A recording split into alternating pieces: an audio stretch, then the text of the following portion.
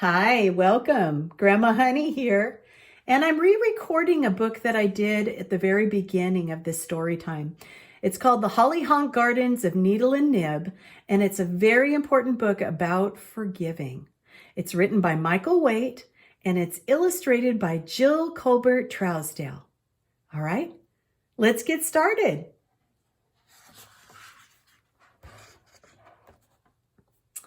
In the green gully grove, in a tiny log home, lived a good little gardener named Gneedle the gnome. And just over the clover, a frog hop away, lived her friend Gnibb in a cottage of hay.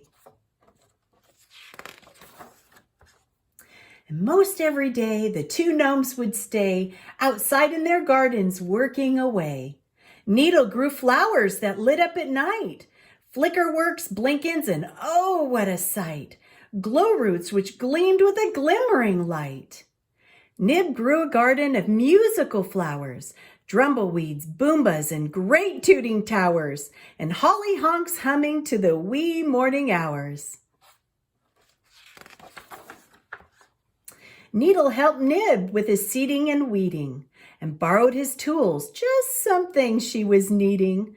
A small pair of clippers, some gardening slippers, a shovel, a pitchfork, a hose, and a hoe, and some Zumba bloom dust, which made anything grow. And then in the evening, on every clear night, they'd sit by their gardens and watch with delight, as blinkins and flickerworks lit up so bright, and the drumbleweeds drumbled, and the big boombas rumbled, and hollyhonks pleasantly murmured and mumbled. And because of the beautiful sparkle and sound, not a thistle nor thorn could grow in the ground.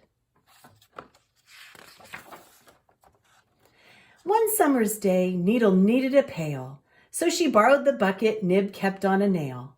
And as she was crossing the garden toward home, thwack went a rake, and it smacked the poor gnome. Ouch! Hollered Gneedle, glaring at Gnibb, rubbing her noggin, her nose, and her rib. You left out this rake just so I would trip. Now look at my nose and my poor puffy lip. It's all your own fault, Gnibb snorted at Gneedle, and put back my bucket, you burgling beetle.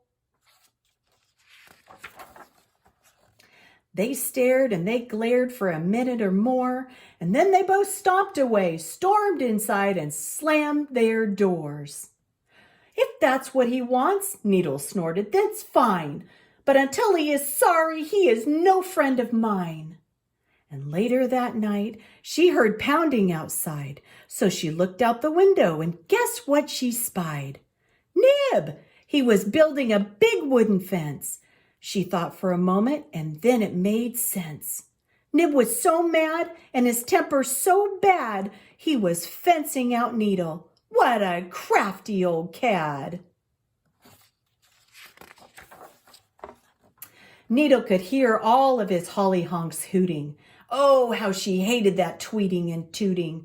So she promptly gathered some mortar and stone and got to work building a wall of her own. And for 3 weary weeks, those two sniveling sneaks hoisted and hammered with dirt on their cheeks. And when they were done, they looked up in the sky. His fence and her wall stood 100 feet high, and not a sight nor a sound could ever get by. Gneedle plopped down on her doorstep and scowled. I won't have to look at him now, Gneedle growled. And then she glared at the ground and bitterly frowned, for all of her flowers had withered and browned. All but one sprout, just a leaf peeking out, and that would die too, Gneedle hadn't a doubt. So she shuffled to bed with an ache in her head, and while she was sleeping and silently weeping, a thicket of thistles came quietly creeping. Bitter brush briar and nip nasty nettle began to take root and to shoot and to settle. When Gneedle awoke, they had all grown up the wall, They had sprawled, they had crawled, they had covered it all. They'd filled up the sky with their thistles and thorns, and the sun could not shine through those horrible horns. Gneedle sat down on her porch in the gloom and wished she could hear just one Boomba plant boom. She thought about Gnibb and how they used to have fun, and how they used to have gardens that grew in the sun. And she wondered and wondered, oh, what have I done? She noticed Gnibb's stuff, all that stuff in a stack, all the stuff that she borrowed and never brought back. It's my fault, she sniffled. I've lost my best friend. If he knew I was sorry, this whole mess would end. But the wall is too high, and with those thorns in the sky. And she sat on the doorstep and she started to cry. And that's when she saw it, all covered with rust. Gnibb's little can full of Zumba Bloom dust. Her one tiny chance that the last of her plants would live to grow up and to glow and to dance. So she ran to her garden, all buried in briars, and she propped up her glow root with branches and wires. And she sprinkled the Zumba Bloom over the ground, and she weeded and watered and stirred it around. And through the hot, hazy day and the chilly night air, she showered that flower with love and with care, till sorrow and sleepiness clouded her eyes, and she drifted in dreams of forgotten blue skies. She awoke to the shock of a bright yellow glow, and she climbed to her feet, startled and slow. And there in the air, with her flower so fair, was shining and shimmering bright as a prayer. The sky filled with creaking and the cracking and crumbling, and the briars were dying and the fences were tumbling. And with one mighty crash, the whole wall toppled down and tangled together with weeds on the ground. And out of the smoke, with a shout and a smile, came jolly old Gnibb hopping over the pile. "Gnibb!" Gneedle cried, with her arms open wide.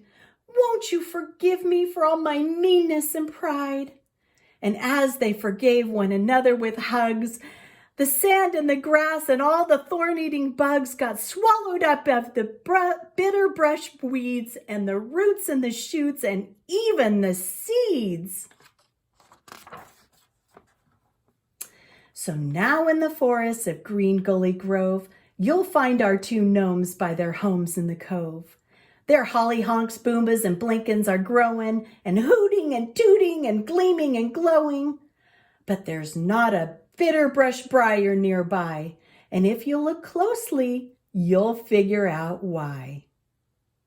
And our Bible verse for today is found in Ephesians 4:32. It says, "Be kind and compassionate to one another, forgiving each other, just as Christ and God forgave you." And that's our story for today. The Hollyhonk Gardens of Gneedle and Gnibb, a book about forgiving.